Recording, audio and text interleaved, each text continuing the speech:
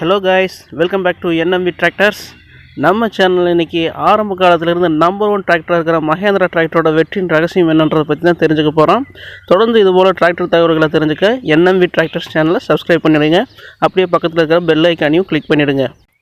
ஒரு brand name create பண்ணுறதுன்றது ரொம்ப கஷ்டம், அதை கண்டினியூ பண்ணுறதுன்றது அதை விட பெரிய கஷ்டம். ஆனால் இதெல்லாம் தாண்டி மஹேந்திரா டிராக்டர்ஸ் நம்பர் 1 கம்பெனி இருக்கிறதுக்கு காரணம் என்னென்னு பார்த்தீங்கன்னா ஸ்பேர் பார்ட்ஸ். எந்த ஒரு வண்டியாக இருந்தாலும் அதுக்கு ஈஸியாக ஸ்பேர்ஸ் கிடைக்கணும். அப்போ தான் அந்த வண்டி ரீச் ஆகும். ஸ்பேர்ஸ் பார்த்திங்கன்னா மஹேந்திரா அடிச்சிக்க முடியாது. இந்தியாவில் எங்கே பார்த்தாலும் நீங்கள் ஸ்பேர்ஸ் இந்த வண்டிக்கு ஈஸியாக கிடைக்கும். அதுதான் உங்களோட வெற்றிக்கு முக்கிய காரணம். ரெண்டாவது பார்த்திங்கன்னா நிறைய மாடல்ஸ் கொடுக்குறாங்க. விவசாயிகளோட டேஸ்ட்டுக்கு தகுந்த மாதிரி பூமிபுத்ரா, சர்பாஞ்ச், யுவோன்னு எக்ஸ்ட்ரானடியாக நிறைய மாடல்ஸ் கொடுக்குறாங்க. மற்ற வண்டியில் பெருசாக இந்த மாதிரி மாடல்ஸ் கொடுக்கறதில்ல. இன்னொரு விஷயம் பார்த்திங்கன்னா அந்த வண்டியை உன்னிப்பாக கவனிக்கிறாங்க. அவங்க வண்டி ஒரு வண்டி ஃபெயிலியர் ஆச்சுன்னா ஒன்று அதை சரி செய்ய பார்க்குறாங்க, இல்லை அந்த மாடலவே ஸ்டாப் பண்ணிடுறாங்க. இப்போ ரீசெண்டாக பார்த்தீங்கன்னா எக்ஸ்பி ப்ளஸ் யுவோன்னு சொல்லி 2 மாடல் லான்ச் பண்ணியிருந்தாங்க.